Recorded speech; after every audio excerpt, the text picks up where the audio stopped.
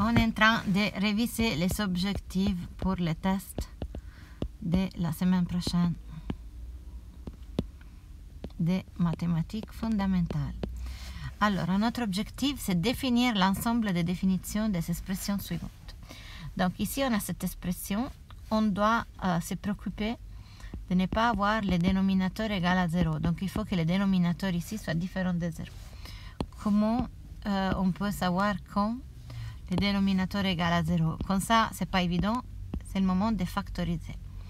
Alors, on ne peut pas mettre en évidence, ce n'est pas une identité remarquable, on ne peut pas appliquer les regroupements, c'est un polynôme de deuxième degré, donc on va chercher s'il y a un couple de nombres entiers tel que leur produit donne 10 et leur somme donne moins 7. En fait, c'est x moins 2 fois x moins 5. Je factorise assez facilement ces dénominateurs et comme ça, je vois quelles sont les valeurs. Il faut exclure la valeur 2 et la valeur 5. Pourquoi? Parce que si x égale à 2, on a 0 au dénominateur. Si x égale à 5, on a 0 au dénominateur. Donc, D, l'ensemble des définitions, c'est égal à l'ensemble des nombres réels moins l'ensemble qui contient les valeurs 2 et 5 qui sont donc à exclure. Exercice suivant. On a un dénominateur, donc il faut que le dénominateur soit différent de 0 et en plus on a une racine, donc il faut que l'intérieur de la racine soit normalement plus grand ou égal à 0, mais dans ce cas-là, vu que la racine est au dénominateur, il faut que l'intérieur de la racine soit plus grand que 0. Autrement, l'expression n'est pas définie. Et donc, en fait, qu'est-ce que je dois faire? Je veux que x plus 1 soit plus grand que 0. Et donc, que x, c'est plus grand que moins 1. Et on peut pas, ça ne peut pas être égal à 0 parce que le dénominateur ne peut pas être égal à 0. Et donc, l'ensemble de définitions, c'est un intervalle qui commence de moins 1 pas inclus jusqu'à plus infini. Et voilà notre ensemble de définitions, défini comme un intervalle.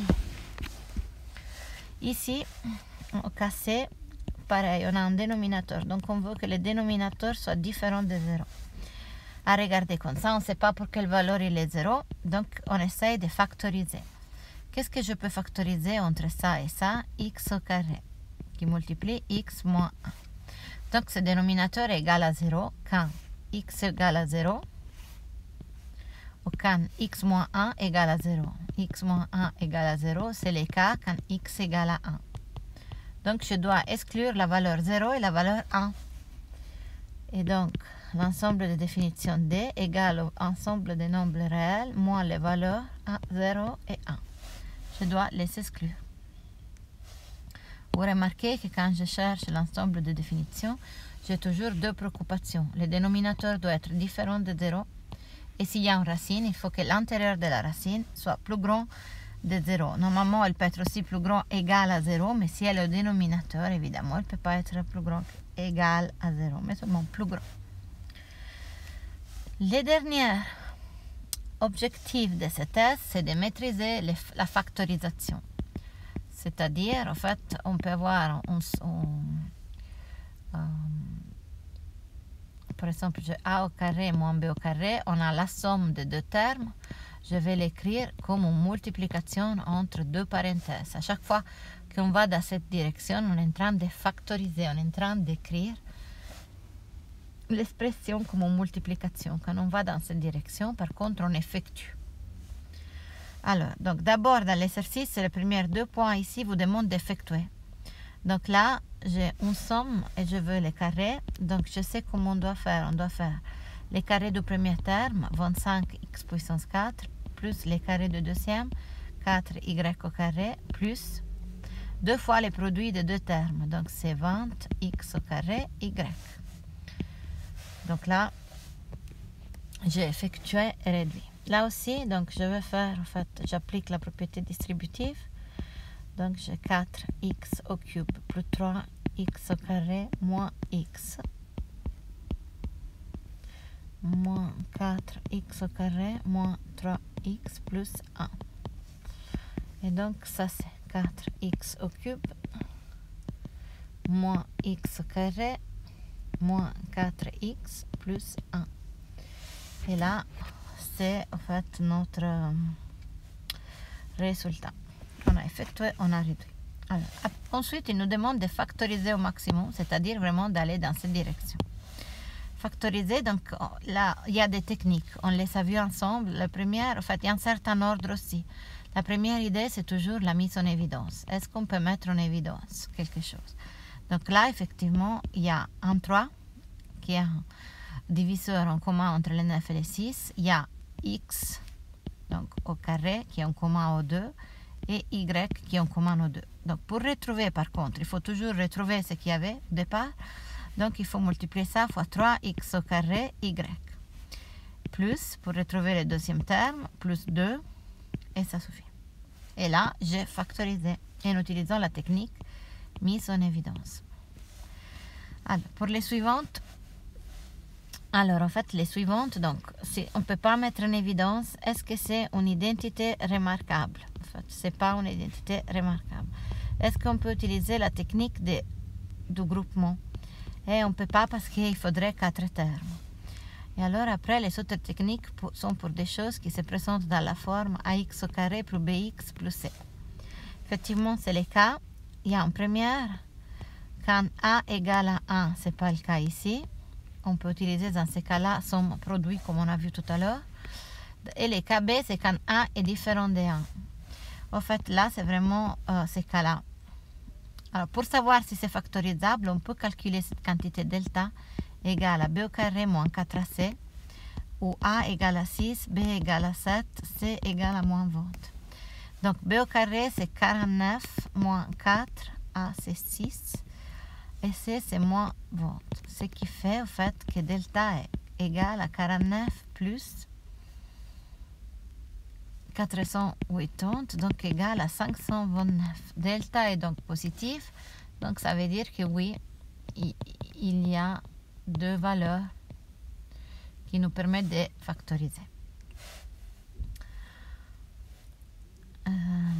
Donc là, on a dit au test, il y aura maximum un exercice comme ça, maximum, parce que c'est vrai que c'est un peu à bricoler, ça peut prendre un peu de temps. Alors après, en classe, on a vu comment les résoudre. Et là, je vous donne les résultats. Donc là, si on veut les factoriser, on trouve 6 qui multiplie x plus 5 sur 2 de x moins 4 tiers. Donc là, c'est la version écriture factorisée de celui-là. Mais ça prend un peu de temps. Donc ici, on a 4 termes, donc c'est parfait d'utiliser la technique du groupement. Je reconnais qu'il y a un groupe ici où il y a A et un groupe ici où il y a B. Et donc, je commence par mettre en évidence A, C moins D. Et dans l'autre, je mets en évidence B, C moins D. Maintenant, je peux mettre en évidence C moins D. Parce que cette parenthèse est commune aux deux termes, A plus B. Et là, j'ai fini. Si j'ai 6x moins 21, je mets en évidence 3. Ça me donne 2x moins 7.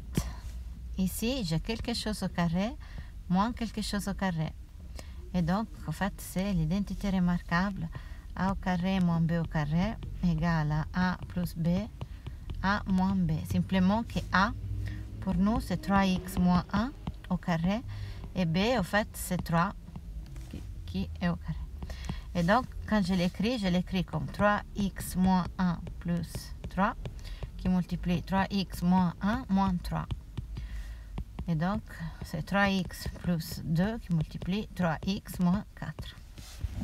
Et on a pu factoriser aussi celui-là. Ici, donc je me demande, est-ce que je peux mettre en évidence? Non. Est-ce que c'est une identité remarquable? En fait, si on regarde bien, là c'est quelque chose au carré, là c'est quelque chose au carré. Est-ce que là, on peut les voir comme les doubles, en fait? Dans ces cas-là, on a 5y plus 4. Les produits, ça fait 20y fois 2, 40y. Donc, effectivement, c'est une identité remarquable égale à ça. Alors, après, dans les dernières, en fait, parfois, il faut un petit peu regarder un peu plus loin. Donc, initialement, comme ça, on ne peut pas mettre en évidence. Mais il y a une identité remarquable. On peut l'écrire, donc, égale à x plus 1 qui multiplie x moins 1 qui multiplie. Là, en fait, on a 2x plus 2. On peut l'écrire. On peut mettre quelque chose en évidence. Ici, c'est égal à 2 de x plus 1, x plus 3. Qu'est-ce qu'on remarque maintenant? Le terme x plus 1 est commun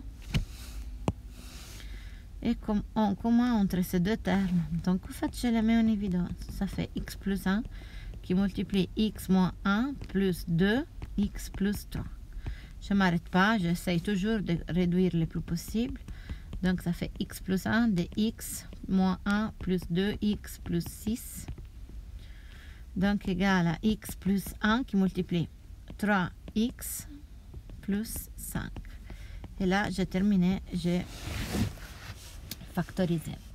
Donc, vous voyez bien vérifier les différents objectifs pour les tests de la semaine prochaine. Bonne soirée à tous.